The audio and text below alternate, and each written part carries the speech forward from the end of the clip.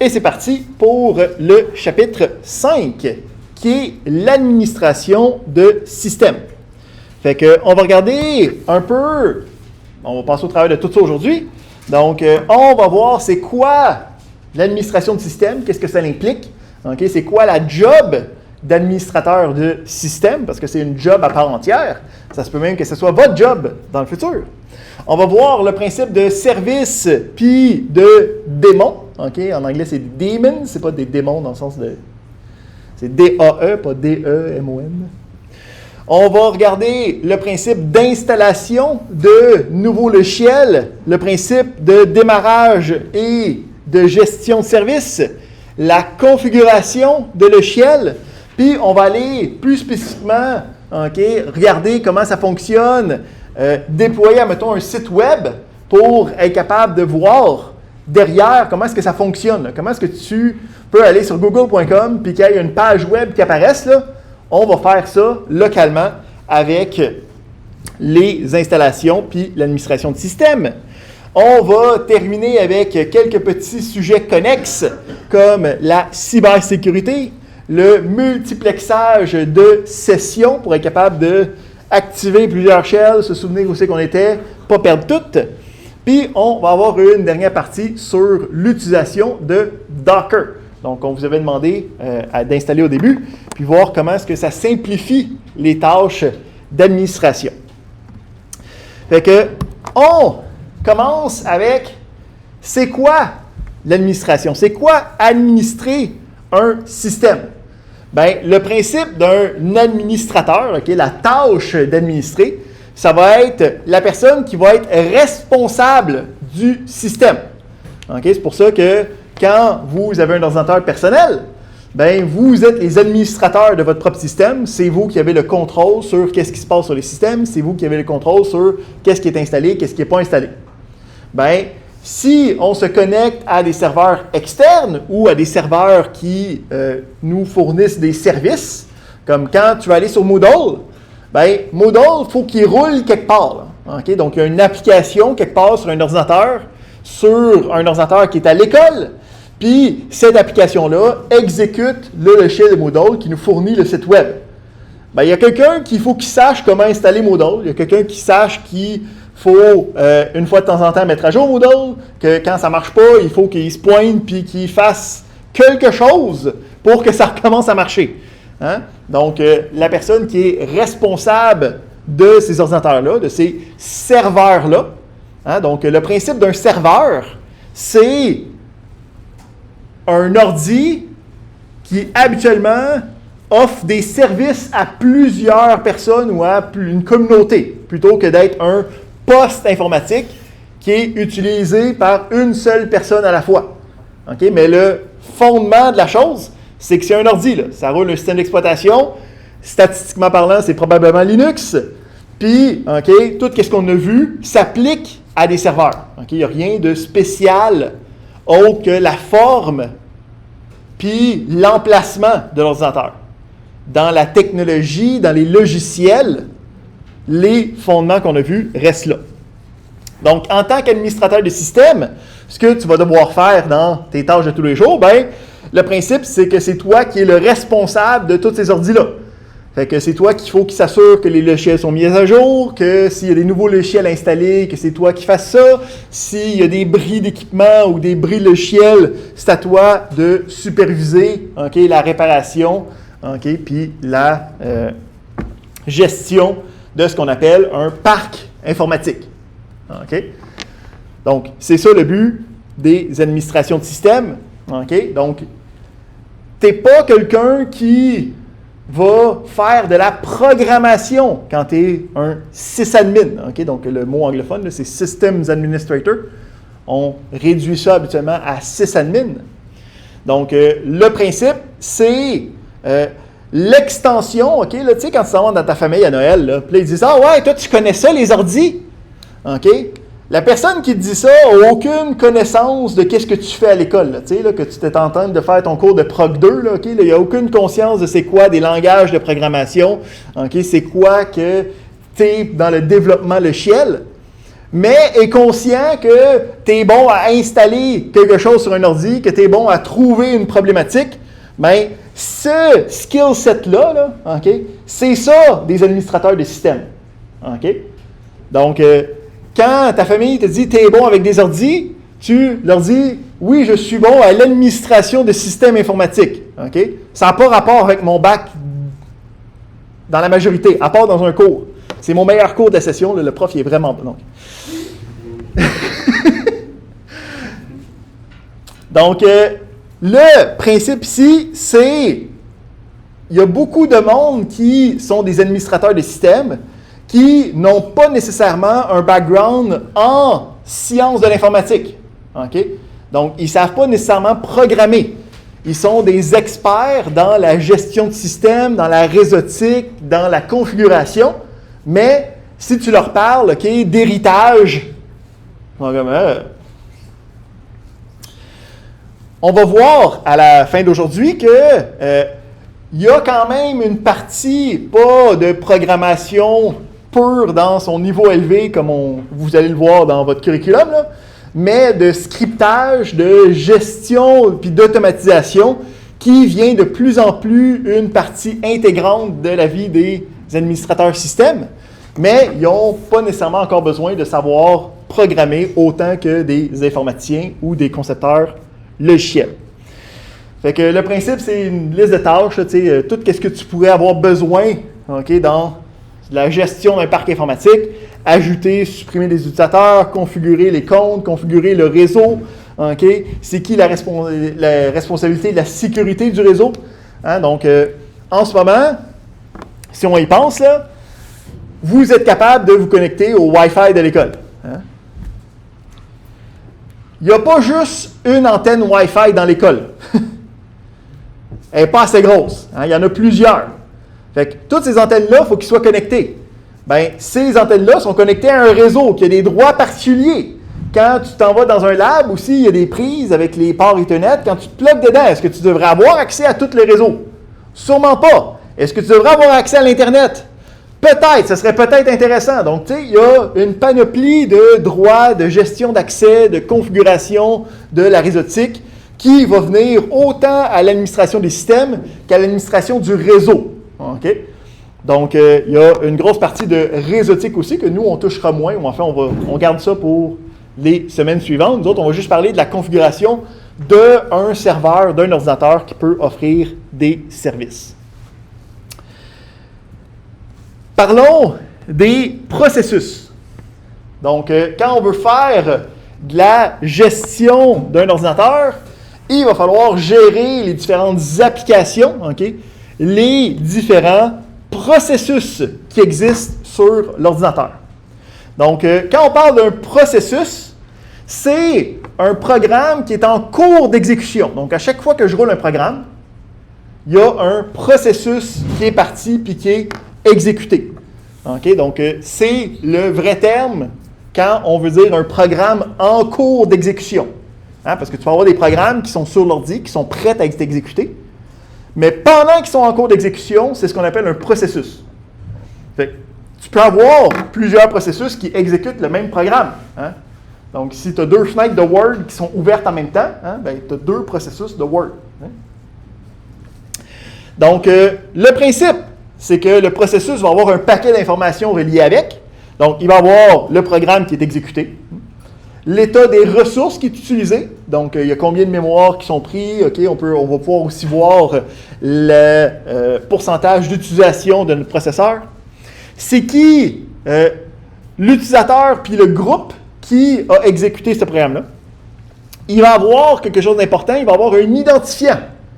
OK, parce que le principe, c'est on a un paquet de processus, il faut être capable de les retrouver. On peut avoir deux fois le processus du même programme, donc il faut qu'il soit délimité, il faut qu'il soit identifié. Donc, on va avoir un numéro d'identification, okay, qui va être un numéro qui s'incrémente de 1 à chaque fois qu'il y a un nouveau processus, là, qui va être ce qu'on appelle le Process ID, okay, qui est habituellement simplifié à PID. Okay, donc, le PID, c'est le numéro d'identification du processus. Le premier, c'est 1, puis après ça, ça l'augmente jusqu'à temps que ton ordi s'éteint, puis tu le repars. Donc, les PID sont éphémères un peu, là, tu sais. Puis, ils ne sont pas cloués dans le sol. Là, le premier coup, je roule bash, mon PID c'était 8000, le deuxième coup c'était 45 000, c'est pas grave. OK? Puis, c'est spécifique à un système. Hein? Donc, si je te dis, ben, en ce moment, mon PID c'est 4517, dis-moi c'est quoi le programme, tu es comme, ben, je suis pas sur l'ordi, je peux pas le savoir. T'sais. J'ai mon propre ordi, il a sa propre liste, ça n'a pas rapport. Donc, un autre élément important, c'est que les processus ont une hiérarchie.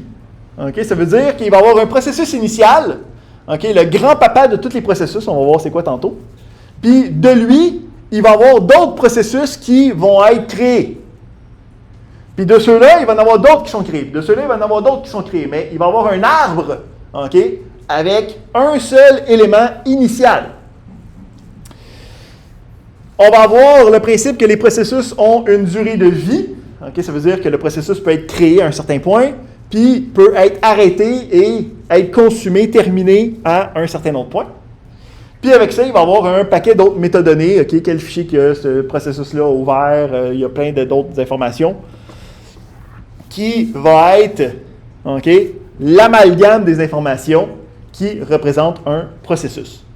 Donc le processus, c'est comme un des concepts fondamentaux d'un système d'exploitation. Le but du système d'exploitation, qu'est-ce que ça l'exploite? C'est des processus. OK? Autre point important d'un point de vue de gestion puis d'un point de vue de sécurité, c'est que les processus, par défaut, ils sont isolés les uns des autres. OK? Ils ne se connaissent pas en tant que tels. Ça veut dire que le processus il est autonome et cohérent. S'il y a deux processus un à côté de l'autre, lui il tombe, ben lui il reste comme correct, là, il peut continuer, il n'y a pas de problème. Donc, on va avoir une panoplie de processus qui sont exécutés en même temps. OK? Donc, on avait parlé que dans un ordi, il n'y a jamais de chose qui est vraiment en même temps, c'est que ça s'exécute puis ça switch d'une place à l'autre tellement vite que pour nous, c'est en même temps. Mais c'est multitâche. Puis, le processus ne devrait pas être capable de corrompre d'autres processus. OK? Ici, on peut voir la forme de verbe que j'ai utilisé, là, ne devrait pas, c'est pas ne va pas. Donc, si le processus brise les règles du système, hein, comme un processus malveillant, par exemple, peut essayer de briser les règles du système, bien, ça se peut qu'il y ait des répercussions, mais par défaut, ça ne devrait pas. OK? Il va y avoir, même s'ils sont isolés les uns des autres et autonomes, il va y avoir des mécanismes de coopération possibles. Donc, les différents processus vont être capables de travailler ensemble. On en a déjà vu, en fait, des exemples, parce que quand j'exécute plusieurs commandes avec un tube entre les commandes, chacune de ces commandes-là va exécuter un processus qui va être indépendant. Mais pourtant, si, admettons, je regarde l'exemple ici, j'ai le grep, puis du grep, je l'envoie à un autre programme, bien, le résultat du grep va falloir qu'il soit transféré à l'autre programme pour que l'autre programme puisse l'utiliser. Donc, quelque part, il faut qu'il y ait un transfert d'informations. Donc, ils sont isolés par défaut, mais on a des mécanismes de communication, des mécanismes de coopération qui sont disponibles. Donc, on n'ira pas dans les détails d'implémentation de ça, parce que vous avez un cours qui s'appelle Système d'exploitation, qui va aller dans tous les détails de cette merveilleuse opération. Fait que, on va se garder ce plaisir-là. Pour ça, aussi, il faut comme être solide en C, là, ce qui n'est peut-être pas votre cas en ce moment, parce qu'il y a un autre cours qui s'en vient dans votre curriculum pour ça. Fait qu'on va regarder comment est-ce qu'on peut évaluer les processus qui se passent. Donc, premièrement, on a PS. OK? Fait que, premièrement, je ne sais pas c'est quoi PS. Qu'est-ce que je fais? Je fais man PS, toujours. Fait que PS, ça me donne un snapshot des processus. Donc, PS, c'est pour Process Snapshot. OK. Fait que je fais PS, puis je peux voir ici que ça me donne un snapshot des processus courants. Fait que si je regarde ici, ça me donne les processus par défaut là, de l'utilisateur courant dans le terminal en cours, puis avec peu d'informations spéciales. Là. Fait qu'en ce moment, dans le terminal, dans le shell qui est invoqué par le terminal, j'ai seulement bash qui est en cours d'utilisation. C'est mon shell. Puis, pendant qu'il est en train de prendre le snapshot, l'application qui prend des snapshots était là, fait qu'elle s'est snapshotée elle-même. Fait que j'avais PS qui était disponible. Là, qu'est-ce qui va être intéressant, c'est si je refais PS. J'ai les deux mêmes. C'est quoi l'information qui est différente? Le PID, mais seulement de PS. Hein? Donc, l'application PS que j'ai invoquée une deuxième fois, la première fois, elle s'était arrêtée. Hein? Donc, la deuxième fois, je le réinvoque. On peut voir, hein, puis c'est linéaire. Ça veut dire que entre les deux temps que je l'ai fait, là, il y a eu genre 1600 processus qui s'est passé. OK? Fait que des processus, il y en a tout le temps là, qui spawnent puis qui exitent, et ainsi de suite. Mais on peut voir que le bash, lui, était le même. Hein? Pourquoi? Parce que je n'ai pas quitté la session de bash. Là. C'est la même. C'est le même programme qui continue de s'exécuter. Donc, on est capable de regarder ça. On a une panoplie d'options qui existent avec PS.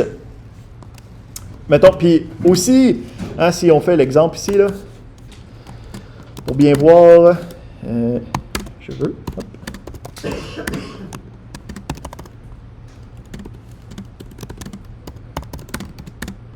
Ici, on fait rien pantoute, là. Des greppes d'espace, puis des heads, puis des swords, ça fait rien, là. Mais on peut voir que le résultat a la liste de tous ces programmes-là qui étaient en cours durant l'opération du snapshot.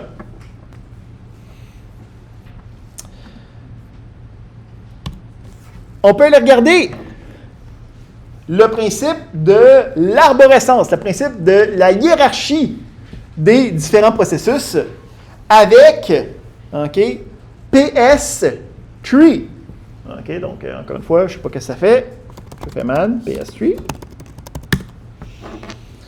Donc, ça m'affiche l'arbre des processus. Cool.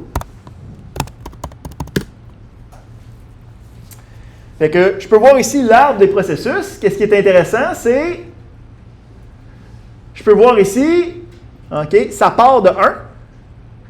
Puis j'en ai plein qui part de lui, puis de lui, j'en ai plein d'autres qui partent en dessous. Puis j'en ai plein d'autres qui partent en dessous. Puis en fait, si je regarde ici, si je fais les options.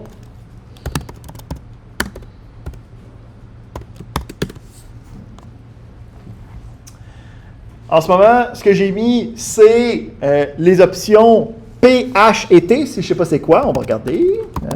PS3. Fait que les options P. L'option P, qu'est-ce qu'elle fait? Elle va montrer les PID avec les noms des différents processus. OK? Fait qu'il va y avoir des numéros. Donne-moi le "-H", ça va highlighter le processus courant. Fait qu'il va devenir en surligné. OK? Puis "-T", on va enlever les threads. OK? Donc, il y a dans les processus là, un autre concept qui s'appelle les fils d'exécution, qui est semblable mais différent des processus. Là, de la même manière qu'on a deux types de liens, il y a les liens durs et les liens symboliques. Là. Ça règle le même genre de problème, mais d'une manière différente avec d'autres avantages et d'autres inconvénients. Puis, nous, on va juste faire semblant que les threads, ça n'existe plus ou moins pas pour l'instant. On va se concentrer sur ces processus. Fait que je veux juste les processus. Puis, je peux donc voir dans ma liste ici, j'ai le serveur, j'ai bash, puis j'ai mon PS3 qui est plus à droite, là, que je suis en train d'exécuter. Qui part d'un serveur Tmux, là, on reverra ça dans un instant. Parfait. Du côté de PS, donc par défaut, ça m'affiche juste mes processus à moi, mais il y a d'autres options. Puis PS est utile dans n'importe quel système Unix et a donc une panoplie d'options possibles. Il y a 3 versions, encore une fois, d'utilisation de PS. Fait que, il y en a version Unix, okay? Donc avec le dash, puis avec des lettres, hein, ça fait plusieurs options avec un dash, c'est ce qu'on a vu. Il y a une option de type BSD. Donc, les options BSD, c'est un peu le même principe d'avoir des lettres pour chacune des options, mais tu n'as pas besoin du tiret. Tant que tu les mets en premier, c'est correct. Puis, on a les options GNU, habituellement les options longues, où c'est que tu as des doubles tirets, puis là, tu aurais au long le terme ou l'option que tu voulais avoir. Hein, donc, encore une fois, c'est toujours ces genres d'options-là. Quand on s'en va voir les différentes options, on a les options avec soit la lettre, soit l'option longue. On a toujours ces éléments-là. On a une petite liste des options habituelles. Donc, on a l'option E ou A majuscule qui permet d'afficher tous les processus. On a le F pour afficher plus de colonnes. On a le grand F pour afficher encore plus de colonnes. Mettons qu'on a le F. On peut voir ici qu'on a le PID, puis on a le PPID. Ça serait quoi le PPID, vous pensez? Attends, on va faire un petit clear, là, juste pour que ça soit clean. Si on regarde, là, j'ai ma commande. Premièrement, là, ça l'a mis au complet. C'est bin/bash. Mettons qu'on fait... mettons que je m'agrandis un petit peu là. Un petit peu plus de place.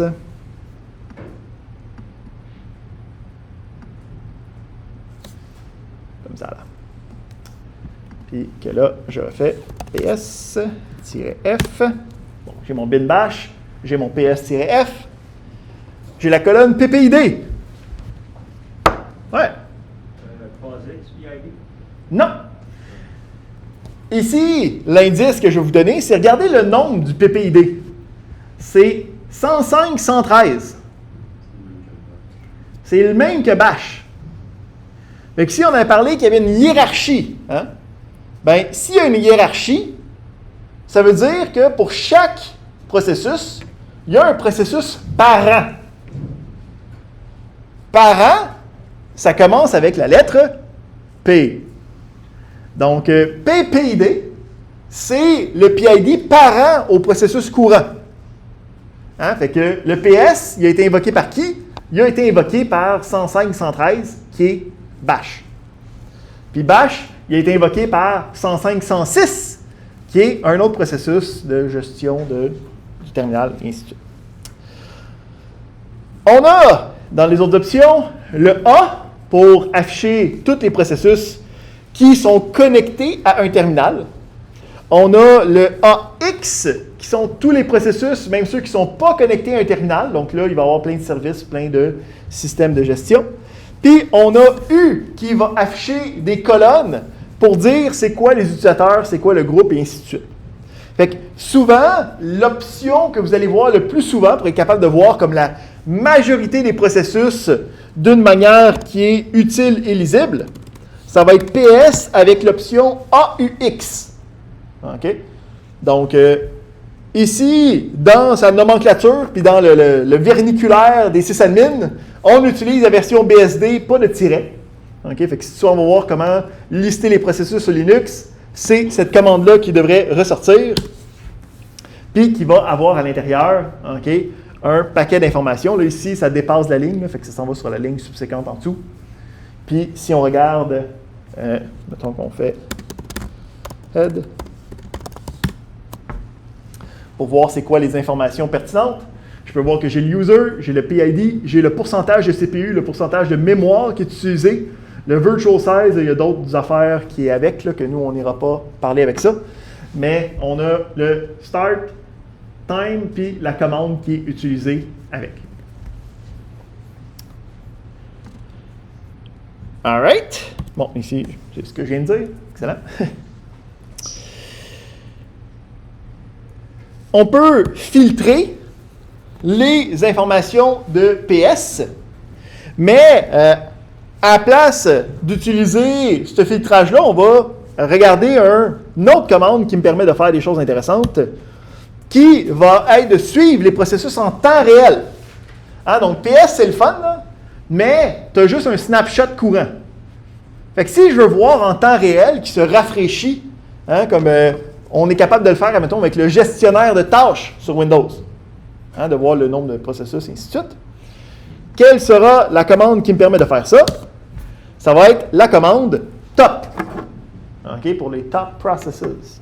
Hein, donc, si je fais man top, OK, ça me permet d'afficher les différents processus. Donc, si j'exécute top, je vais pouvoir voir aussi que ça se rafraîchit. Là. Je touche à rien, là, puis la liste se met à jour. Ici, on va l'agrandir aussi quand même. Là. On va se mettre ça un petit peu plus petit pour qu'on puisse agrandir ça.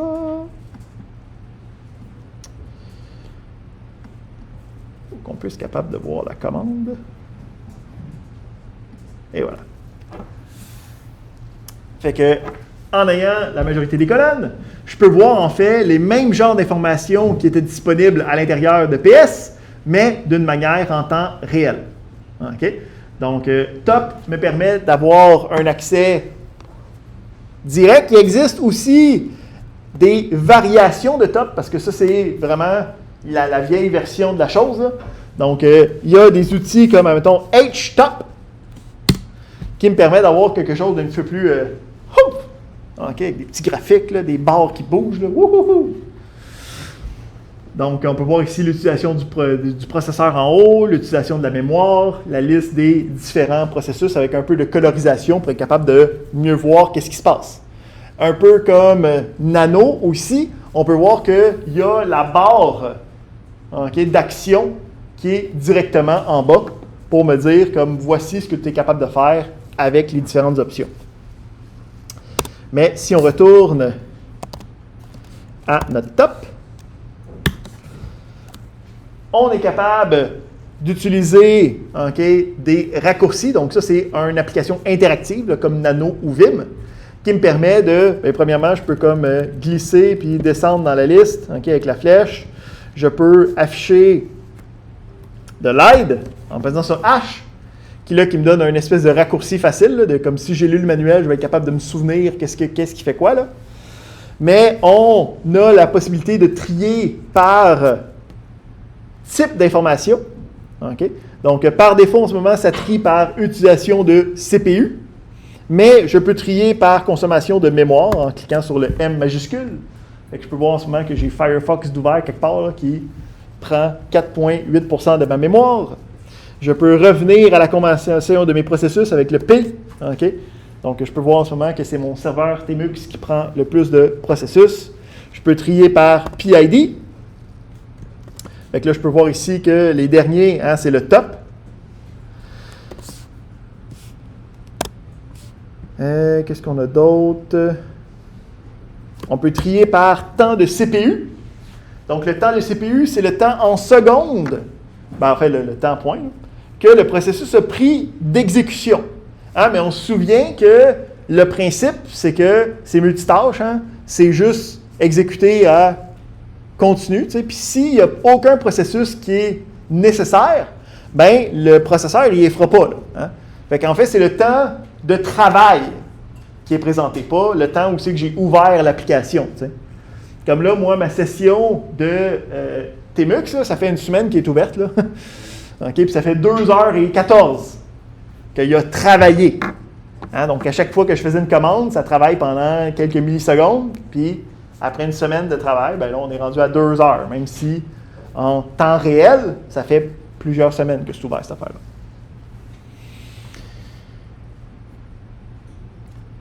Excellent, excellent. On peut même voir le temps qui s'augmente, mais qui ne s'augmente pas à 1 seconde à la fois. Là. Il s'augmente à 0,003 à chaque 5-6 secondes. C'est le temps qu'il travaille pendant ce laps de temps-là. T'sais. Parfait. Ça, c'est bon, ça, c'est bon, ça, c'est bon. On va aussi être capable de tuer des processus. Hein? Donc, pour tuer des processus, on va appeler une commande qui s'appelle kill. Donc, on peut le faire manuellement. Donc, on a la commande kill qui me permet d'envoyer un signal d'arrêt à un processus. Donc, j'ai besoin du numéro du processus. Je peux aussi l'invoquer directement de top en cliquant sur le piton K. Hein, donc, on peut voir ici dans le milieu, là, j'ai l'option qui me permet d'écrire des choses. OK? Pour être capable de tuer le processus. Puis le principe, c'est que ça, c'est comme cliquer sur le bouton X. Tu sais, là, ça ferme la patente de manière normale. Par défaut, c'est juste un gentil rappel qu'il faudrait que tu te fermes. OK? Il existe des options de forcer le processus à se quitter. Dans ce cas-là, si on regarde Kill, on a dans les options, OK? Donc, on a Kill, on a des options, on a le PID. OK? Le PID, c'est le numéro du PID que je veux arrêter. Mais j'ai les options Signal. OK? Puis, l'option Signal, ça va être qu'est-ce que je veux envoyer comme signal spécifique à mon application.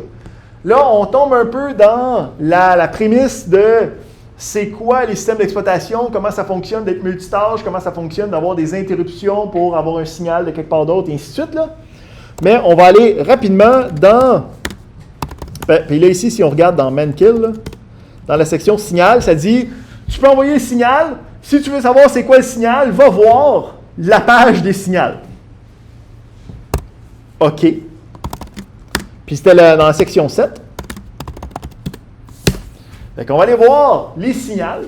Donc, les signals, c'est quelque chose qui est dans la spécification POSIX. OK?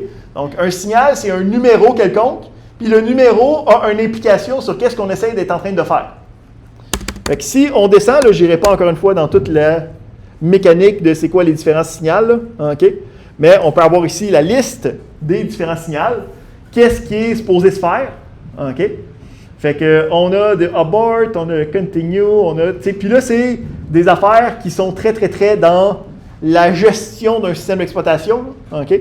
Fait que, genre, un emulator trap, c'est normal qu'on ne sait pas c'est quoi en ce moment. Là. OK? Là. Mais si on regarde, on a quand même un sig stop dans le milieu, là, qui est le stop process. Puis, on a aussi le sig stop. Puis, on devrait avoir quelque part là-dedans un sig kill, ouais, qui est on arrête tout. OK? Fait que là, on a la liste des signaux, mais on n'a pas encore leur numéro. OK? Fait que pour avoir leur numéro, il faut descendre un petit peu plus encore dans la documentation. Fait que le principe, c'est que chacun des signaux a son propre numéro, okay, qui va être interprété presque au niveau matériel. Là. Fait que là, c'est dans la spécification des architectures. Fait que là, ici, on a une liste là, qui est comme genre x86 puis ARM et la majorité des autres. Puis après ça, tu as comme les autres bizarres, là, comme Alpha, Spark, MIPS, qui ont peut-être d'autres numéros de signaux. Fait que, ou des signaux qui ne sont pas disponibles sur d'autres plateformes. Donc là, on tombe vraiment dans le très, très bas niveau, là, où c'est qu'on commence à parler de comment est-ce que les processeurs y ont été créés. Fait que ça, vous verrez ça dans le cours d'architecture des ordinateurs. OK? On veut juste savoir qu'il y a des signaux puis ils ont des numéros d'associés. Fait que, admettons que moi, je veux tuer un processus, je vais envoyer le sig-kill. Quel numéro est-ce que j'envoie? Je regarde, sig-kill, 9. OK? Donc, si je veux tuer un processus d'une manière, je n'y réponds pas, il ne m'écoute pas, il ne fait pas rien de normal, je peux utiliser le sig-kill avec le -9 pour être capable de forcer la chose. C'est bon, les processus. Ouais. Les numéros des signaux, est-ce que ça, c'est comme les idées, ça veut par là, je veux dire que les numéros changent? Non. Donc, les numéros des signaux ne changent pas tant que tu es sur la même architecture d'ordinateur. Donc, c'était un ordinateur sur ARM, sur x86, c'est ça qu'on a vu. Là. Hein, ces numéros-là, ils étaient codés dans le manuel. Là. Tu sais.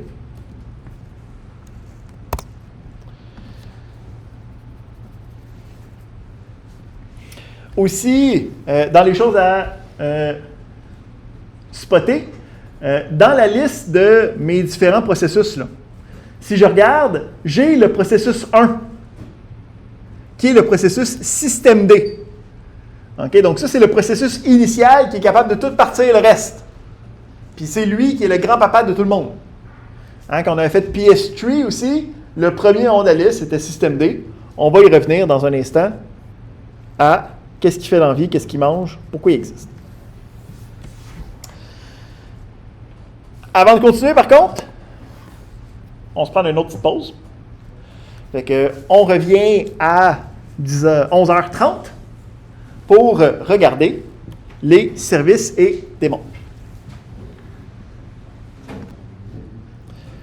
Donc, on était rendu à commencer à regarder le principe de service, puis les daemons, avec un AE.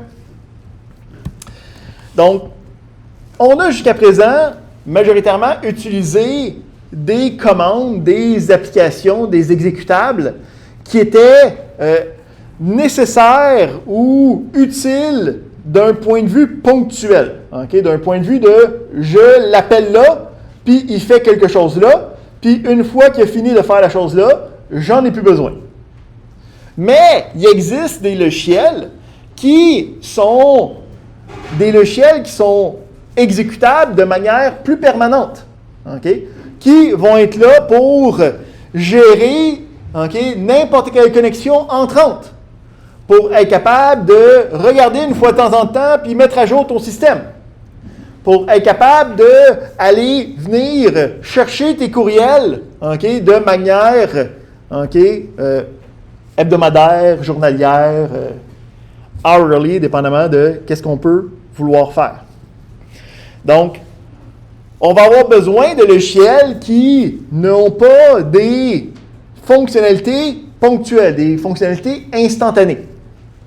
Donc, le principe de service, c'est le terme général pour les différents logiciels qui sont là pour juste toujours être en train de rouler. Okay? Donc, le principe du logiciel, ce n'est pas d'offrir une action. Le but du logiciel, c'est d'offrir un service. Okay? Je t'offre quelque chose, un service que tu peux utiliser en tout temps, n'importe quand, dès que tu en as besoin. Donc, quand on parle de service, les services vont être gérés ou vont habituellement s'appeler des daemons du service. OK?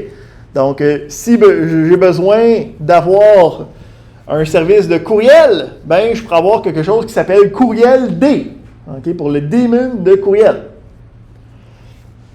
Donc, le principe, c'est que c'est jamais invoqué expressément. Ça va être pas directement attaché à un terminal, ça roule sur le système. Ça va répondre à des requêtes ou à des événements externes, okay, que ce soit des événements temporels, donc à chaque heure, je vais checker chez les courriels, ou sinon à des requêtes qui peuvent être ponctuelles. Donc, j'ai un serveur web, j'ai une connexion externe, bien, j'y donne la page web qu'il a demandé. C'est habituellement isolé des utilisateurs, donc c'est habituellement le système qui gère ces services-là. Puis, le nom est habituellement terminé avec la lettre D, okay, donc pour daemon.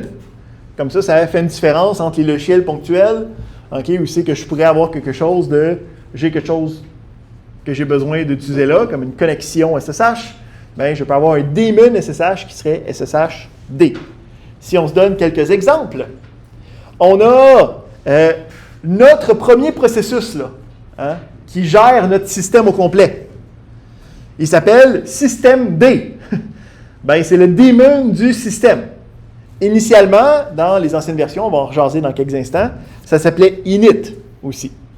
On a des choses comme cron, C-R-O-N, on va en rejaser un petit peu plus tard aussi, qui me permet de faire des tâches qui sont activés à des moments précis, donc une fois par jour, une fois par mois, à tous les mardis à 7 h du matin, quand on est des années bissextiles, mettons. Donc, on est capable de spécifier des moments où activer des choses. Bien, il y a quelqu'un qu'il faut qu'il check, est-ce que c'est l'heure? Est-ce que c'est l'heure? Est-ce que c'est l'heure? Est-ce que c'est l'heure? Ah oui, c'est l'heure, je pense ça. Fait qu'on a un service qui s'appelle Crond pour être capable de faire ça.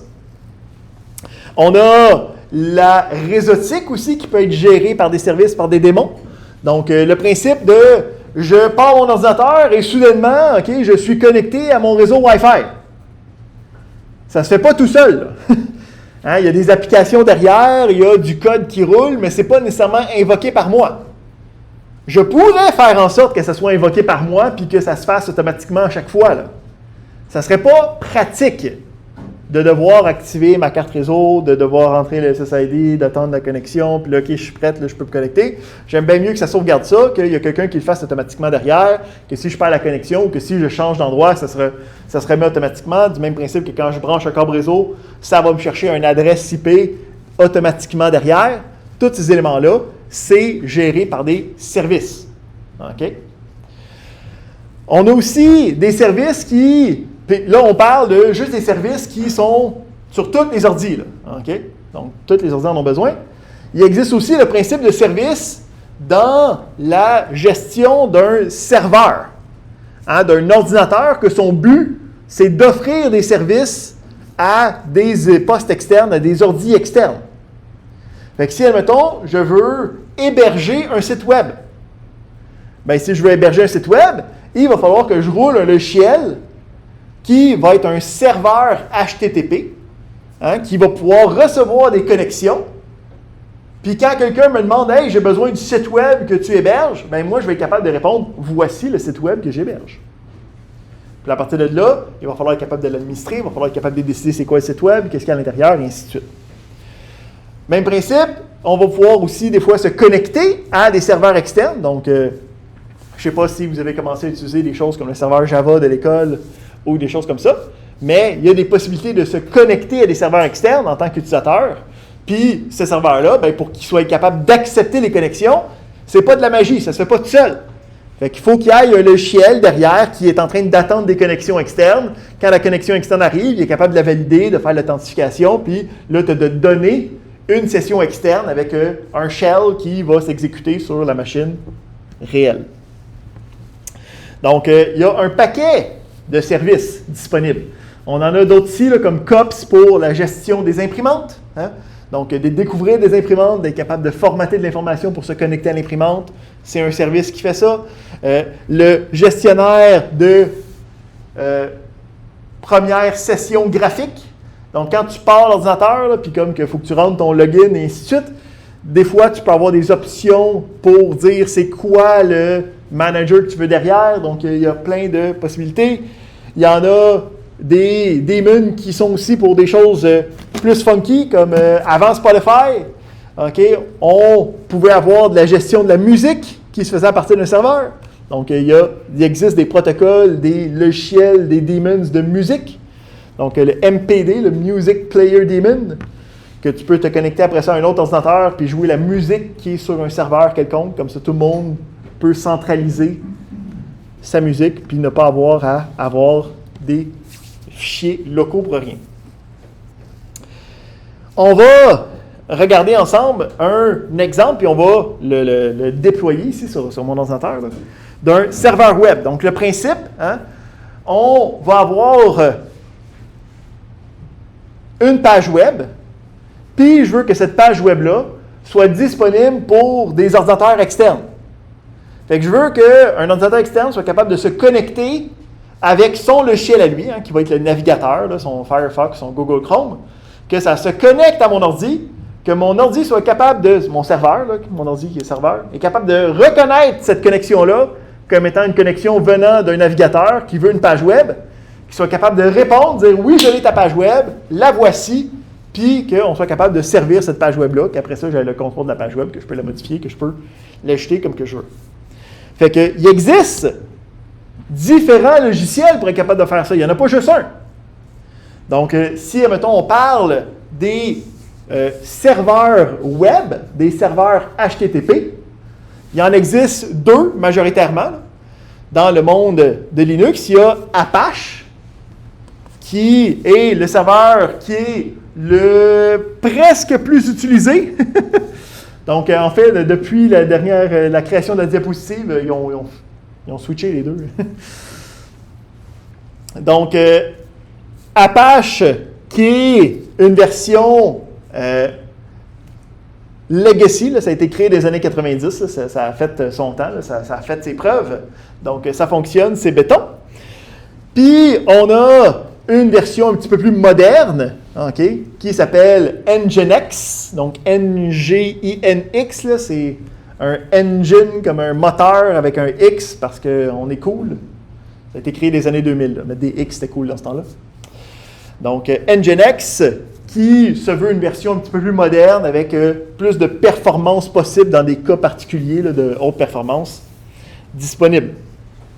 Donc, ces deux programmes que tu peux installer qui sont compétiteurs, hein, les deux veulent fournir un serveur HTTP. Du point de vue de l'utilisateur, lui, il n'y a pas de connaissance de lequel tu utilises vraiment.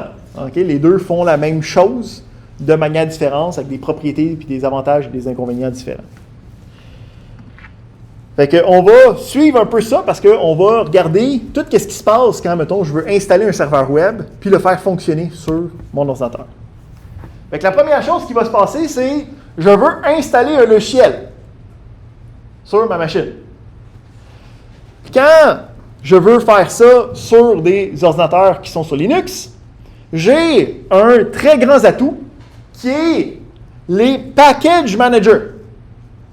Donc, les Package Manager, c'est un autre logiciel qui permet de faire la gestion des différents paquets. Okay? Donc, ici, paquet, là, c'est synonyme à un logiciel, à une librairie, à un paquet de fichiers qui aurait besoin d'être installé.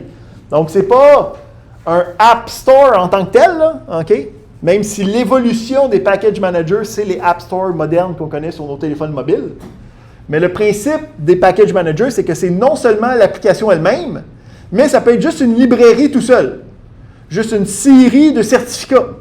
Donc, le principe, c'est que cette hiérarchie de possibilités-là fait en sorte que deux logiciels qui auraient besoin de la même librairie, ben, ils ont juste besoin de la télécharger une fois. Okay? Ce qui sont des choses qui ne sont pas disponibles dans les versions de nos App Store mobiles ou le App Store, mettons, de Microsoft ne sont pas capables de faire ça. Seulement les gestionnaires de paquets sous Linux sont capables de faire ça. Pourquoi? Parce que, ben, avec les choses qui sont open source, on est capable de le redistribuer, donc on est capable de le compartimentialiser puis d'être capable de savoir qu'est-ce qui se passe. Fait que l'outil qui me permet de travailler avec mes packages va dépendre de ma distribution. Puis ça, c'est un des plus grands différenciateurs des distributions de Linux, ou en fait des grandes familles de distributions de Linux, c'est le Package Manager qu'ils utilisent. Donc, sur la grande famille de Debian, qui inclut Ubuntu, le nom du Package Manager, c'est APT, okay, pour le Advanced Package quelque chose. Advanced Package Tool, me semble. Fait que le principe de APT, c'est d'être une interface qui me permet d'installer, gérer, administrer des logiciels d'une manière facile et conviviale. Parce qu'on va aller penser à qu'est-ce qu'on devrait faire si ce n'était pas le cas, si ça n'existait pas ces affaires. Le principe de apt, c'est qu'il y a un paquet de logiciels en dessous, okay? Donc qui permet de faire l'installation, qui permet de savoir c'est quoi la liste de tes logiciels, qui permet d'avoir la liste des logiciels disponibles. Puis avant, il y avait différentes versions de ces logiciels-là qu'il fallait savoir lequel était capable de faire quoi. Hein? Donc ici, ça, on voit là, dans la description, là, ça parle de apt-get, ça parle de apt-cache. Mais à un certain point, on s'est rendu compte que les commandes sont toutes indépendantes les uns des autres. On pourrait toutes mettre ça dans un gros programme qui fait toutes les affaires en dessous, puis on n'aurait plus besoin de se badrer après. Fait qu'on peut juste utiliser apt quand on est sur Debian pour être capable de gérer ça. Fait que le principe, c'est qu'il y a une série de commandes, OK, simples et conviviales. Donc, si on regarde les commandes les plus utilisées, on a la liste, le search, le show, les informations d'un package spécifique, installer des packages, réinstaller des packages, enlever des packages qui ne sont pas utilisés, updater, upgrader, un full upgrade, éditer les sources, puis satisfy les dépendances, blablabla, de packages déjà existants. Fait que si on veut travailler avec ça, on va vouloir, mettons, installer quelque chose de nouveau. Fait que je pourrais faire le app update, mais là, il va y avoir un problème. Parce que là, je commence à toucher à des parties importantes de mon système. Là. Okay? La gestion des logiciels, c'est pas n'importe qui a le droit de faire ça. Hein? Fait qu'en tant qu'utilisateur normal, je n'ai pas accès à ça. Blablabla, permission denied. OK? Fait que quand j'ai un problème de permission, il va falloir que j'élève mes privilèges.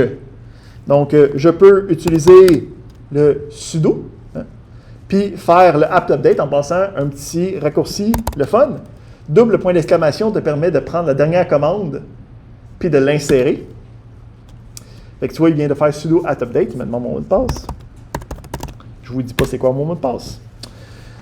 Puis, à partir de là, le update, lui, c'est qu'il fait une mise à jour des logiciels disponibles.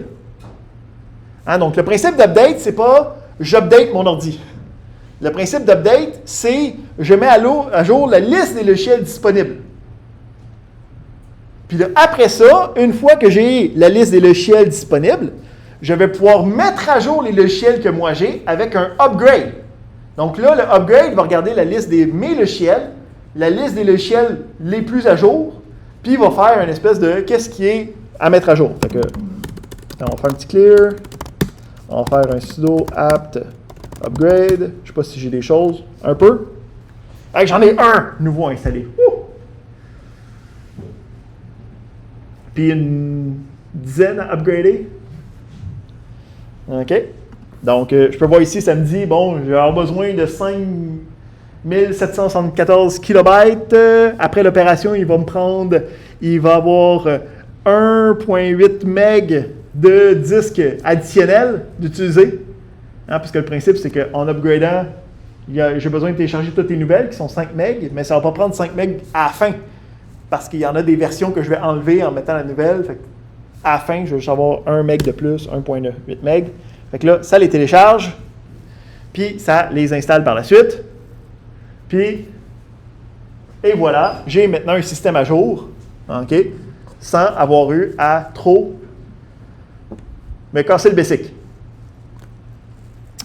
Fait que si je veux installer, admettons, un logiciel comme Apache, je peux faire sudo apt install. Puis là, je peux dire le nom du logiciel que je veux utiliser. Fait que là, c'est Apache 2. OK, Apache 1, ça n'existe plus. Là, je l'ai déjà fait, là. Fait qu'il va me dire, yo, il est déjà là. Mais si ce n'était pas le cas, il m'aurait dit, ben voici la version que je vais installer, voici les différentes dépendances que j'aurais besoin d'installer. Je clique sur Yes, ça fait tout le tralala, puis ça va travailler avec. Fait que, quand on parle d'un package, quand on parle d'un paquet, le principe, c'est qu'on a des informations sur les différents fichiers qui viennent avec. OK? Donc, c'est un archive qui va inclure les fichiers, différentes informations, puis différentes procédures.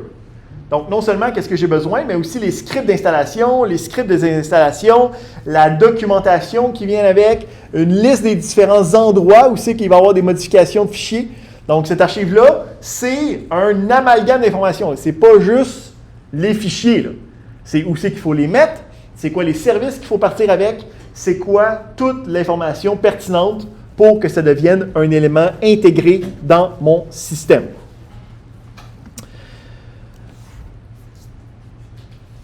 On a, dans le principe de gestionnaire de paquets, OK, on a dit que c'était par rapport à différentes distributions. Fait que ici, ce que je vais faire, c'est, je vais me partir un nouveau terminal. Puis, de ce nouveau terminal-là, je vais me connecter.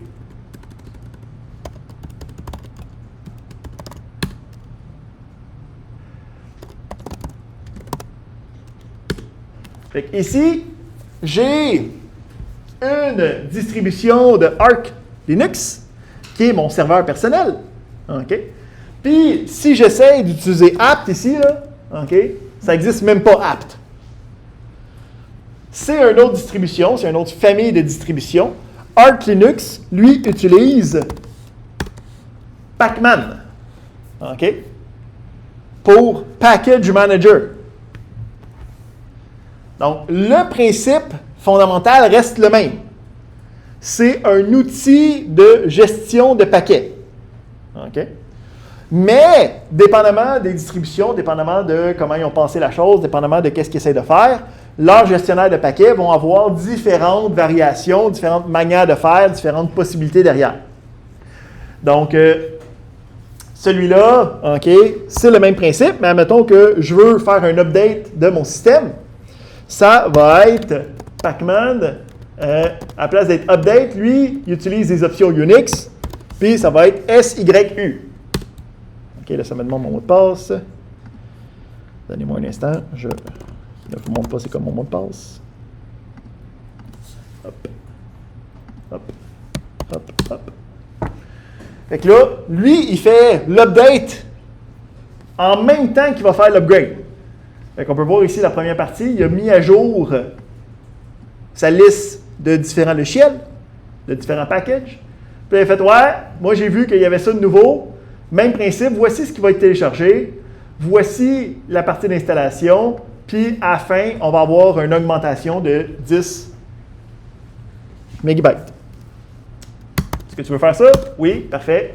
Puis là, lui, il les télécharge, il les installe.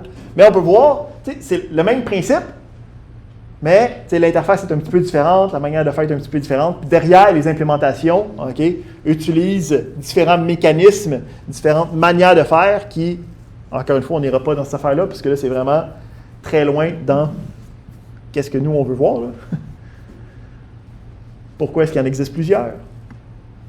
Mais c'est ce principe-là qui me permet de faire la gestion de package. Super. Il existe aussi, donc en passant, là j'en ai montré deux, là, mais il y en existe d'autres, comme sur la grande famille des distributions de Red Hat, comme Fedora, c'est DNF qui est le Package Manager. Il existe aussi, dans les langages de programmation de plus haut niveau, des Package Managers pour différentes librairies. Donc, dépendamment des langages, il existe pip pour Python, Gem pour Ruby, Cargo pour Rust, NPM pour JavaScript, en fait c'est le Node Package Manager, là. Puis Cabal pour Haskell, quoique Cabal c'est pas un Package Manager en tant que tel, ça c'est une autre affaire qui vient avec, mais le principe c'est que ça existe aussi pour des langages de plus haut niveau. Je veux une librairie qui me permet d'avoir des fonctions intégrées, c'est des choses qui sont disponibles, puis en fait ces différents package managers-là, ça a été des catalyseurs pour la popularité des différents nouveaux langages. Donc, d'être capable d'aller chercher le code de quelqu'un d'autre qui fait 80% de ton problème, ça te permet d'être très rapide sur la création de solutions. Si on n'a pas de gestionnaire de paquets, là, qu'est-ce qu'il faut faire? Bien là, le principe, c'est qu'on tombe dans ce qu'on appelle le bon vieux temps, a.k.a. le Far West, où il faut faire l'installation manuelle du logiciel. Fait que là, le principe, c'est qu'il faut aller télécharger le code source, ou en fait un logiciel d'installation du site web quelconque. Il faut compiler habituellement l'application, parce que l'application ne va pas venir nécessairement en tant qu'exécutable, parce qu'il y a tellement de systèmes différents, il y a tellement de configurations différentes, que lui te donne juste le code source du logiciel, puis c'est à toi de le compiler. Donc là, il faut s'assurer d'avoir premièrement un compilateur, il faut s'assurer d'avoir les bonnes bibliothèques aussi. Donc le principe, c'est que, justement, là, puisqu'il y a plein de monde qui font plein d'éléments que le programme utilise, bien là, il faut s'assurer que tous ces éléments-là sont là et présents. S'ils ne sont pas là, bien là, il faut aller chercher la librairie, puis l'installer à son tour, la configurer, s'assurer qu'elle n'a pas besoin de d'autres librairies. puis ainsi de suite 3-4 fois, OK? Pour les 4-5 librairies que ton programme utilise. Puis, ça, c'est sans dire que ça se peut qu'il y ait certaines librairies qui sont déjà installées sur ton système, mais que ce n'est pas la bonne version. Donc là, il faut que tu fasses attention. Est-ce que je suis capable de mettre à jour la version de ma librairie? Est-ce que ça va rentrer en conflit avec un autre logiciel que j'ai déjà installé sur mon ordinateur? Donc, il y a beaucoup de documentation. C'est très fastidieux. C'est ça que les package managers sont venus régler, là. OK? C'est cette marde-là, là. D'être là pendant 2-3 jours à essayer d'installer un logiciel, là, parce que les librairies ne sont pas exactement pareilles, puis là, tu as besoin d'une autre version de la librairie parce que tu as un autre logiciel qui est important. OK? Donc, tout ça ici, c'est maintenant réglé de manière facile et conviviale par les package managers. Puis, on va même voir que les package managers ne règlent pas nécessairement tous les problèmes. OK? Parce que des fois, le package manager, il va juste faire « Non, je ne le fais pas » parce que, justement, s'il y a une librairie qui est incompatible avec ce que j'essaie d'installer, puis que j'ai un autre logiciel qui a besoin d'une autre version, des fois, il ne sera pas capable d'avoir les deux en même temps. On a quand même des problématiques. Donc, on va voir qu'il y a même des nouvelles technologies de containerisation qui vont nous permettre de régler encore de plus haut niveau la gestion de logiciels. On va continuer avec la gestion des services. Fait que le principe, c'est, OK, j'ai installé Apache, c'est un logiciel qui existe sur mon ordinateur, je veux qu'il roule tout seul. Hein? Je veux qu'il soit toujours disponible, je ne veux pas avoir à le partir dans mon terminal, puis que si je ferme mon terminal, mon serveur HTTP s'arrête. Hein?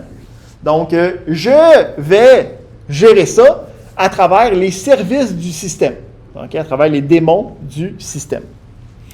Fait que, comment est-ce que ça fonctionne?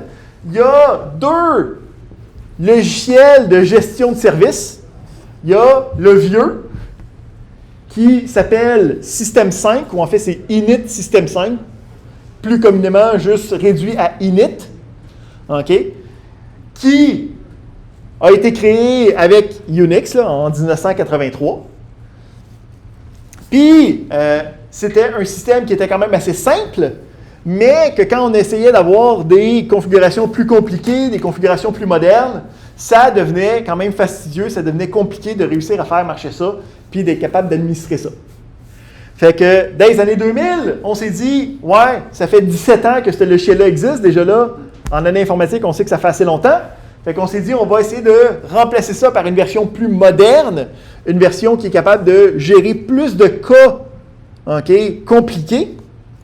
Fait qu'on a eu la l'évolution, okay, qui est Système D.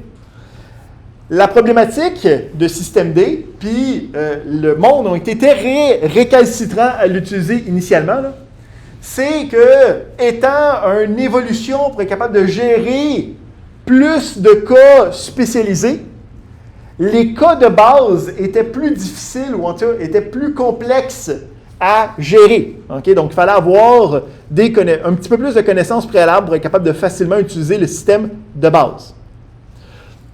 Donc, ça a pris un certain temps pour que ça devienne le de facto, mais aujourd'hui, je te dirais, 85 à 90% des distributions de Linux utilisent Système D. Okay?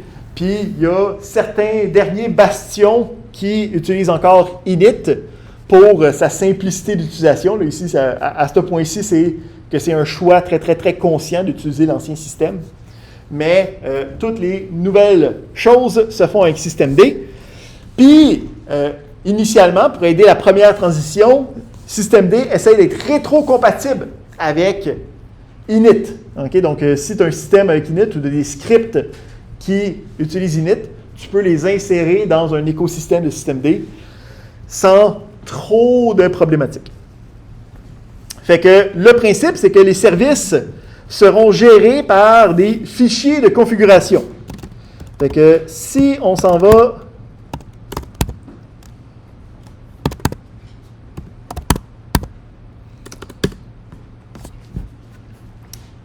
Attends, on va faire...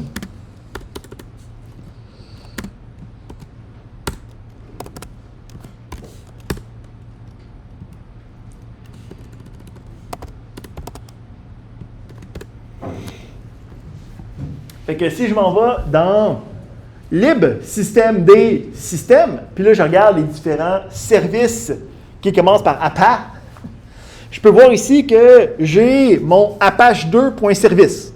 OK? Fait que si je regarde le contenu de ça, je pense que je vais faire less, parce que je pense que je vais peut-être avoir pas mal de stock là-dedans.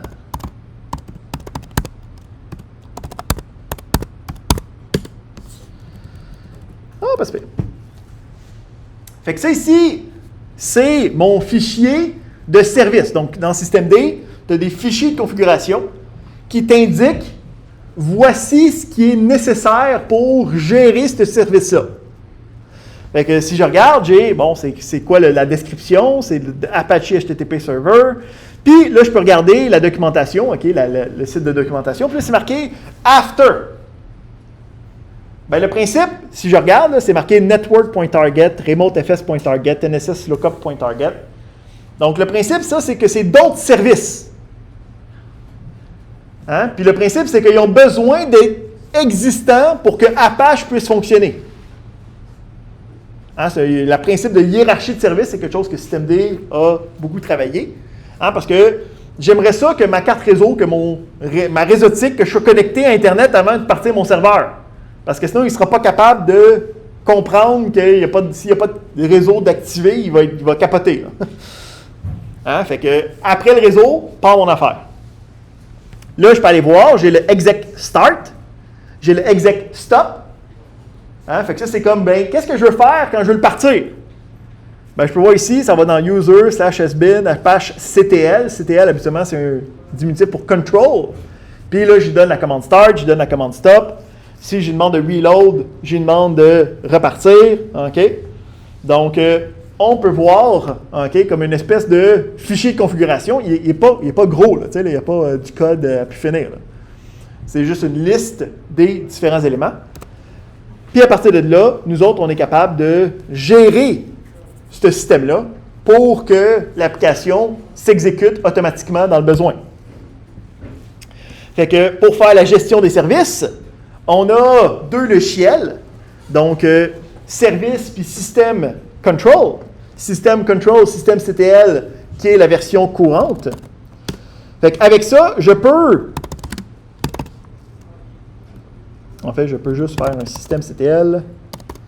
Je peux demander le status de apache2.service.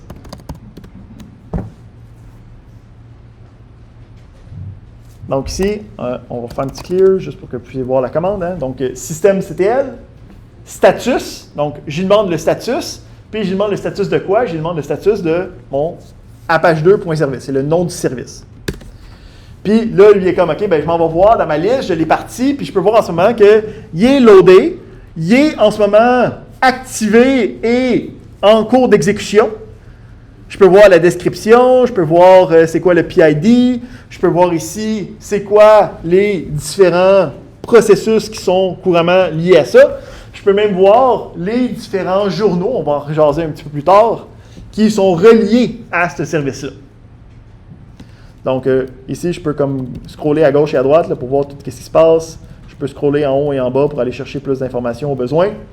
Puis, ça, c'est le statut du service. Fait que, si je veux, je peux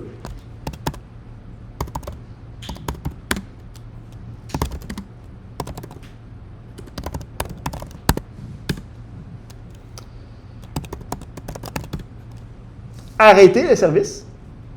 Donc ici, il a fallu que j'utilise sudo pour systemctl parce que c'était une gestion de service. Mais là, si je regarde de nouveau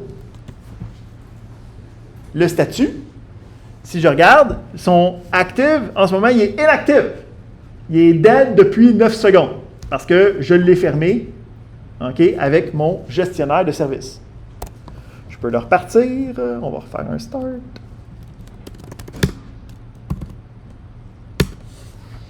Puis je peux voir qu'il y a 2 secondes, il est reparti. OK. Puis on a le service qui est couramment actif. Ça c'est bon, ça c'est bon, ça c'est bon. Fait que dans les actions possibles qu'on peut faire, On a le statut pour voir qu'est-ce qui se passe, le start, le stop. On a un reload, donc ça va permettre de reloader les configurations si j'aurais changé des choses. On va aller voir comment changer les configurations tantôt. Puis on peut juste faire aussi un restart qui va juste le rééteindre, le réouvrir. Là, dépendamment des services, dépendamment de le logiciel est capable de faire quoi, des fois, un reload et un restart, ça va faire la même chose. Okay? Dépendamment s'il y a une action spéciale pour juste reloader la configuration ou c'est qu'il faut qu'il se reparte puis qu'il s'arrête puis qu'il se reparte. T'sais. Ça dépend de ce qui est disponible, mais systemctl offre les différents choix. Fait que, quand on veut configurer ces différents logiciels-là, comment ça va se passer? Bien, on a un dossier qui est réservé, par convention, sur les systèmes Linux, en fait Unix, pour la gestion des fichiers de configuration. Donc, on va avoir le /etc pour tous les fichiers de configuration des différents services. Fait que, si on regarde, qu'est-ce qu'il y a dans etc? On a un paquet d'affaires, souvent des points conf, souvent des affaires, puis le principe, c'est que, habituellement, tous ces fichiers-là, c'est des fichiers texte. Fait que, mettons ici, je m'en vais voir, multipath.conf. Okay, je peux voir que c'est un fichier texte. Si je regarde paper size, c'est un fichier texte. Okay, c'est juste marqué le letter à la fin. Là, les configurations, des fois, c'est pas gros. Là. Mais si je regarde, mettons, j'ai, je pense, Nano RC.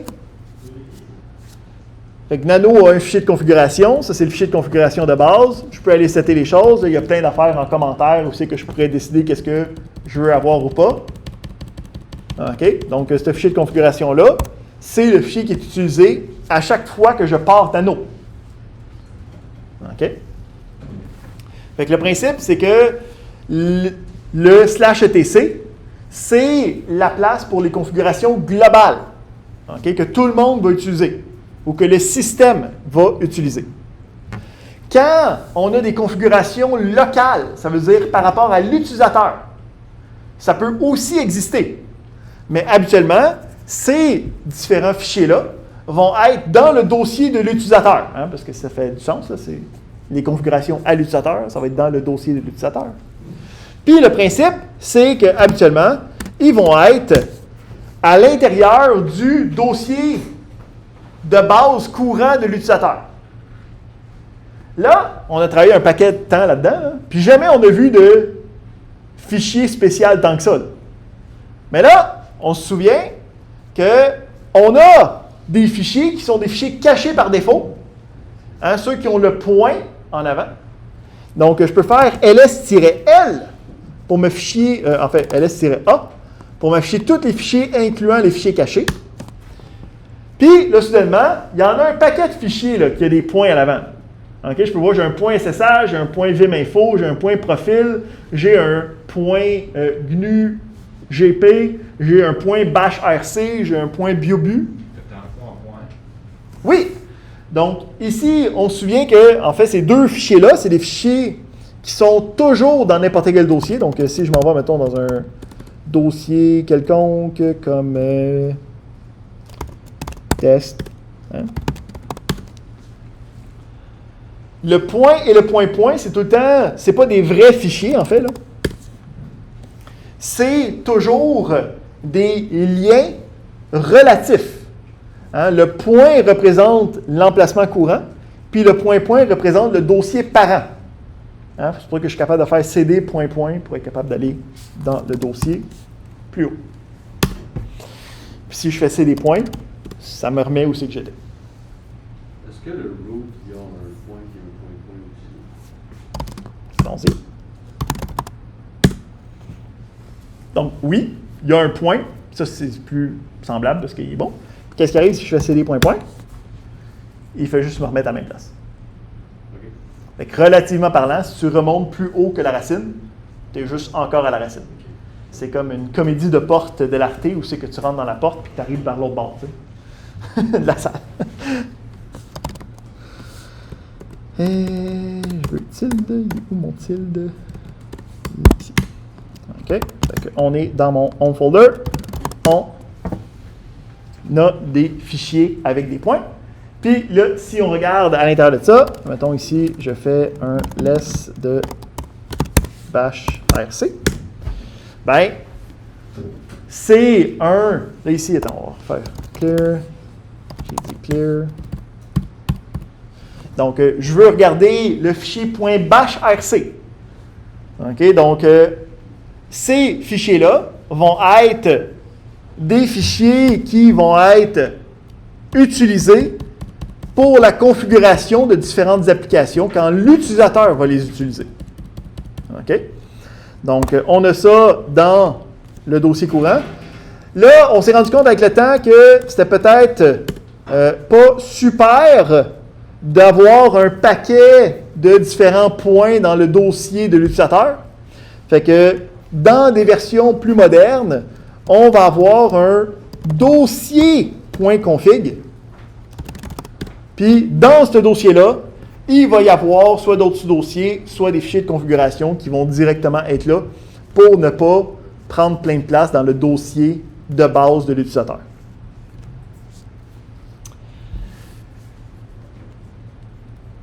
OK. Ça, c'est bon, ça, c'est bon, ça, c'est bon, ça, c'est bon.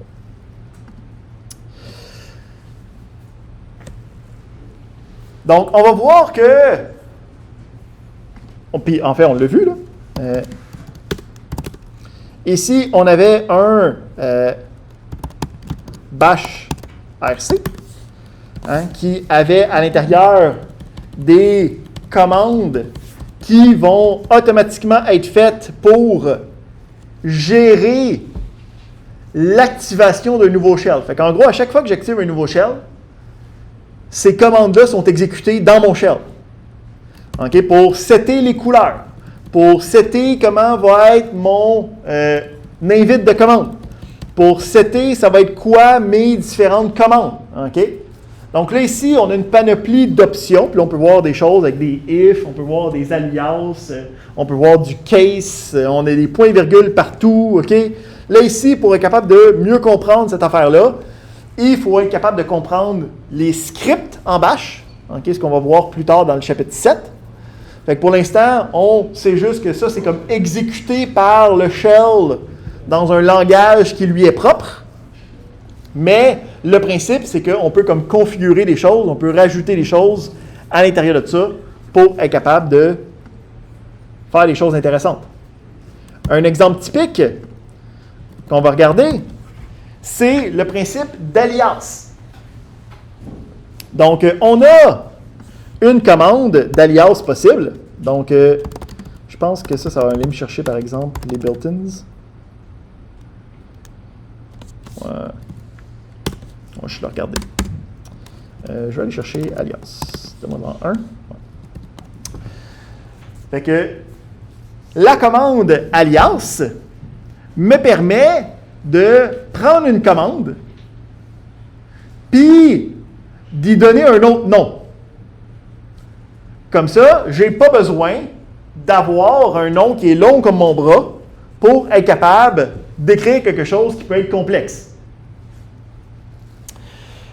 Fait qu'on a le principe dans l'exemple, OK? Si je regarde ls,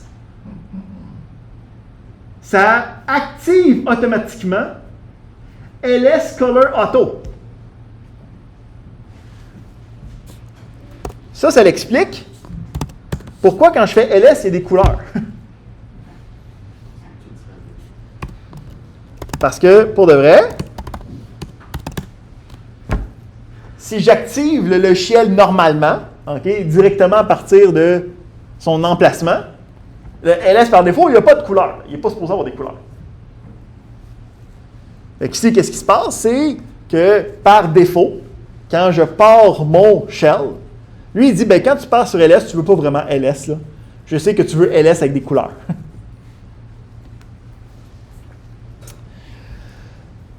Deuxième chose qu'on va regarder, donc c'est juste deux petites commandes là, qui sont pas, on va revoir dans le scripting, mais qui sont comme à part, indépendantes.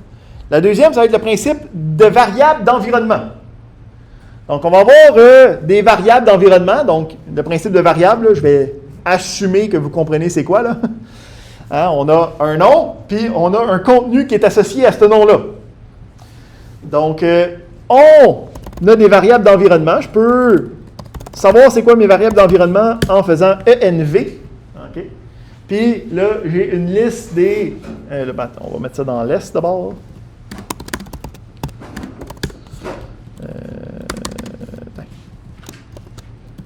Donc, j'ai une liste des variables d'environnement.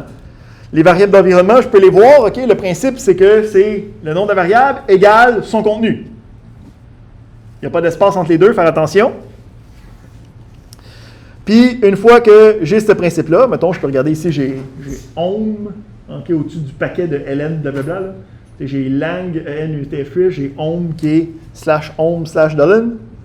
Si je vais être capable de l'utiliser, je peux utiliser le signe de dollar suivi du nom de la variable d'environnement pour aller chercher cette variable d'environnement-là. On va revoir plus en détail comment ça fonctionne dans les script shell, mais on est capable d'en créer nous autres mêmes avec la commande export.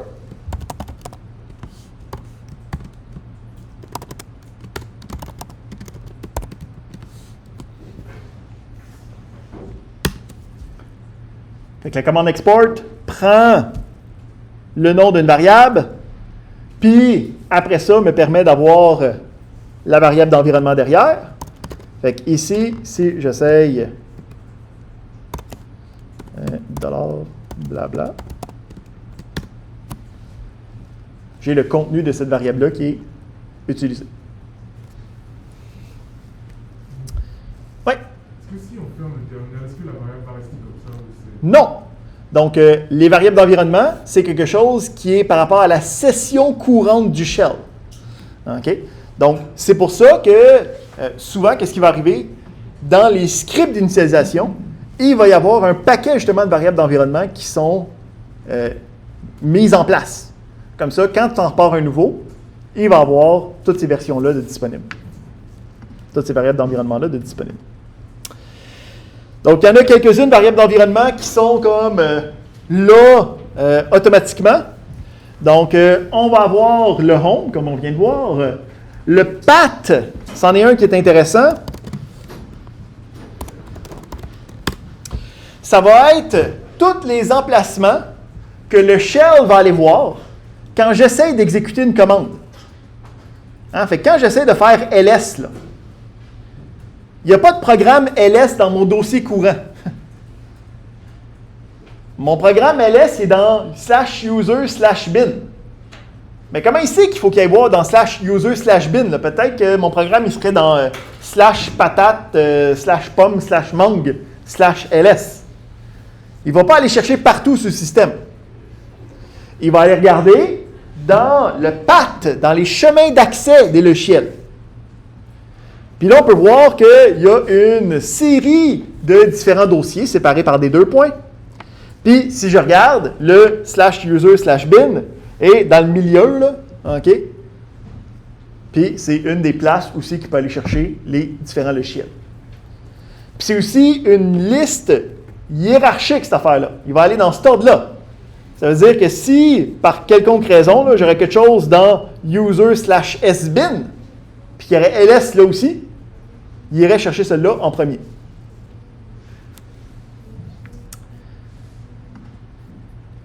Parfait, parfait, parfait. Fait que si on regarde le principe de configuration, OK? On va aller regarder, mettons, la configuration d'Apache. Hein, on s'avait dit que les configurations, c'est dans ls. Fait qu'on va aller dans etc Apache 2. Puis dans ce dossier-là, on peut voir qu'on a quelques dossiers, puis on a quelques fichiers de configuration. Bien, je peux aller voir le apache2.conf. Puis, je peux voir que ce fichier de configuration-là, souvent, dans les fichiers de configuration, il y a en même temps des manuels, OK, pour dire comme qu'est-ce que tu es supposé de faire ici. Là. Hein? Fait que si je regarde ce fichier de configuration-là, ça me dit, hey, en passant, voici tous les autres fichiers de configuration, voici où ils sont, voici c'est quoi les dossiers qui sont supposés être, voici comment le logiciel il fonctionne. Tu sais, là. Puis là, à partir de là, tu peux aller dans la partie plus importante. Puis là, encore une fois, souvent, dans les fichiers de configuration, à même le fichier de configuration, il y a la documentation. Comme ça, tu n'as pas besoin d'avoir quelque chose d'autre d'ouvert pour essayer de trouver c'est quoi. C'est comme, oui, OK, j'ai server root en ce moment qui est là, il est avec un je ne me souviens plus du nom officiel de ça. Mais le hashtag, là. Puis, on a juste en haut de ça, voici tout ce que ça a besoin d'être. OK? Fait qu'à partir de là, on peut regarder, bon, ben, tu vois, on a notre première commande, là, qui est le défaut runtime dir, qui va aller chercher, puis là, ça utilise la variable de son affaire, qui est le Apache run dir. OK? On peut voir qu'il y a un timeout de 300 par défaut, puis là, on peut voir comme toutes les différentes structures par défaut qui existent. OK? Puis pourquoi est-ce que c'est le même par défaut? C'est quoi les autres options possibles? OK? Tout ça à l'intérieur du dossier de configuration. Puis là, il y en a quand même pas pire. Une fois qu'on est à l'intérieur de ça, là, on pourrait aller le lire au complet et essayer de trouver qu'est-ce qui se passe. Là. On peut aller... attends, si on va chercher celui-là, puis que je cherche...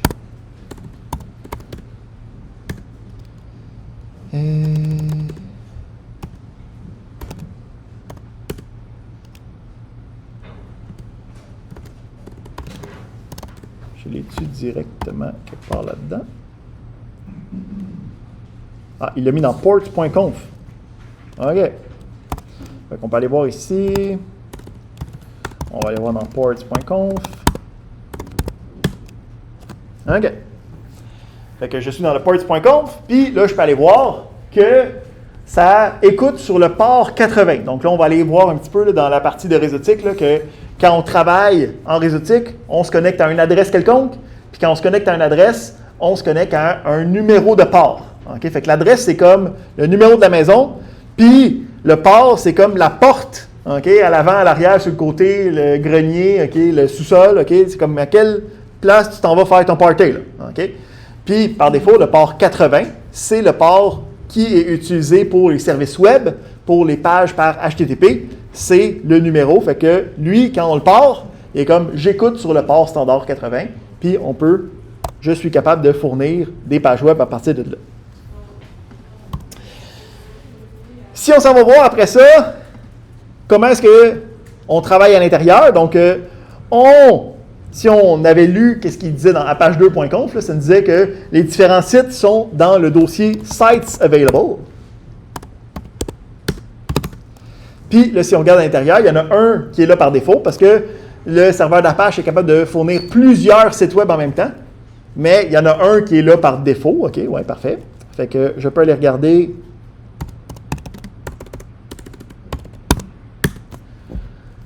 Le défaut.conf. Okay, qui est 000 défaut conf. Puis là, encore une fois, on peut aller voir toutes les configurations. Si je regarde en haut, je vois que sur le port, si tu es sur le port 80, c'est comme celui-là qui va être activé. Puis là, je peux voir que j'ai un server admin. C'est comme aussi qu'on envoie les courriels s'il y a des problèmes. Puis j'ai le document root. Fait que là, c'est comme le site web, là, il est dans ce dossier-là. Dans var www HTML. Ça, c'est par convention. C'est le monde qui ont décidé ça un moment donné. Il n'y a pas de raison ultra théorique de la chose. C'est juste, c'est là qu'on s'était dit, c'est du contenu variable, c'est du contenu pour le web, c'est les fichiers HTML. Fait que si je m'en vais voir dans ce dossier-là,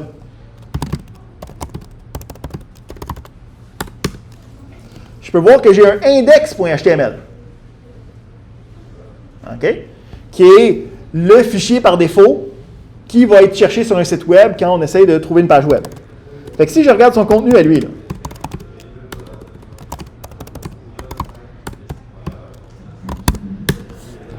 je peux voir ici que, là ici, on n'ira pas dans un cours de web, là, vous avez ça plus tard dans votre curriculum, là, mais c'est un fichier en HTML d'une page web. Là, OK? Fait qu'on a le contenu, OK, on a du CSS, on a du texte à l'intérieur, ça va bien. Puis là, le principe, c'est que tout est déjà en place, là.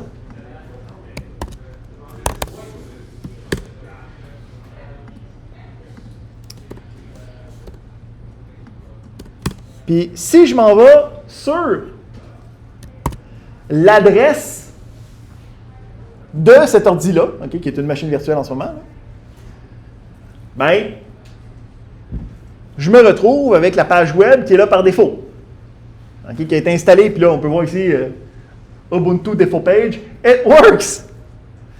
C'est comme pour te dire que tu as réussi. Là. Tu es comme en passant, tu ne devrais pas laisser ça longtemps là, parce que c'est comme une page par défaut. Là. Ça te dit que tout est seté par défaut. Là. Fait que là, après ça, ça te remet les informations, comment setuper, et ainsi de suite, blablabla. Mais on a réussi à setuper un serveur web. Le serveur web est maintenant accessible d'un ordinateur de l'extérieur. Je suis en train d'utiliser mon hôte, mon macOS, pour communiquer avec mon serveur. Puis, je suis capable de fournir la page web à ce serveur-là. On est capable de gérer plusieurs domaines si on voulait. Donc, les serveurs web, c'est fait pour gérer un paquet de différents sites web. Le principe derrière, c'est on avait dans notre dossier, ici, juste comme le premier, ben, je pourrais en créer d'autres pour que ce soit d'autres sites web possibles, okay? Soit d'autres adresses, soit à d'autres ports, pour être capable de répondre à différents types de requêtes. Je ne suis pas obligé d'avoir un ordi pour un site web. On a aussi le principe que souvent, on va vouloir avoir différentes adresses pour différents sites web. Fait que ce n'est pas juste le numéro du port, mais il va aussi avoir le principe de gateway ou de proxy qui va être disponible. Ça, c'est des choses qu'on peut configurer. Là. Vous verrez ça dans vos cours de web plus qu'ici. Mais un site web, un serveur web peut dire, ben, si tu as tapé l'adresse patate.com, je t'envoie sur le site des patates. Mais si tu as tapé radis.net, okay, je t'envoie sur le site des radis. Donc, lui est capable d'avoir une espèce d'aiguilleur pour être capable de décider, OK, c'est quoi la demande, puis je suis capable de t'envoyer au bon service derrière. Donc, ce principe-là d'aiguilleur dépendamment de la demande, c'est ce qu'on appelle un reverse proxy ou un gateway. Il y a d'autres choses qui sont disponibles avec les serveurs web.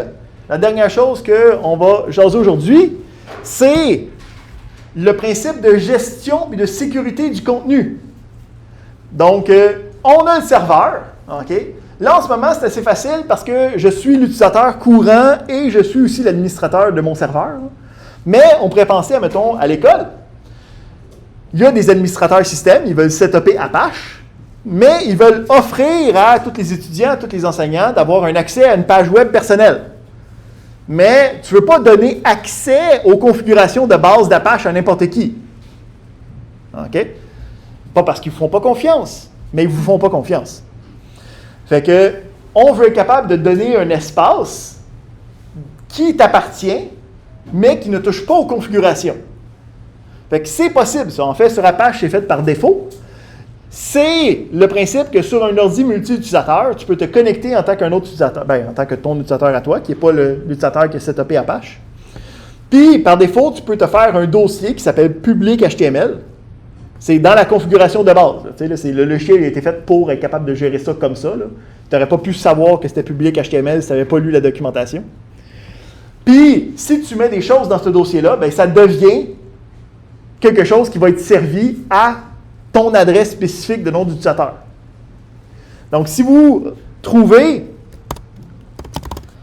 Attends, on va faire un exemple.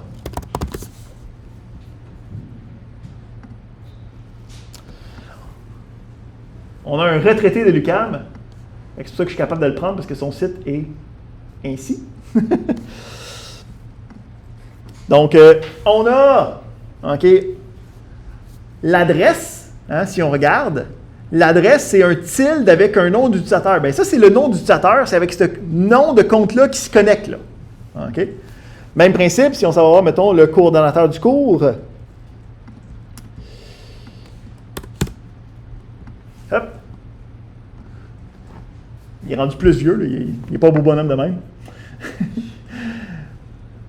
Donc, on a le tilde suivi du nom d'utilisateur. OK? Puis, le principe, c'est que lui, il a décidé que sa page avait de l'air de ça. Puis, c'est automatiquement, OK, hébergé à partir de là par le titre par la suite. Parfait. On va s'arrêter ici. Donc, la semaine prochaine, on va terminer le chapitre 5, puis on devrait passer au travers du chapitre 6. On se revoit la semaine prochaine.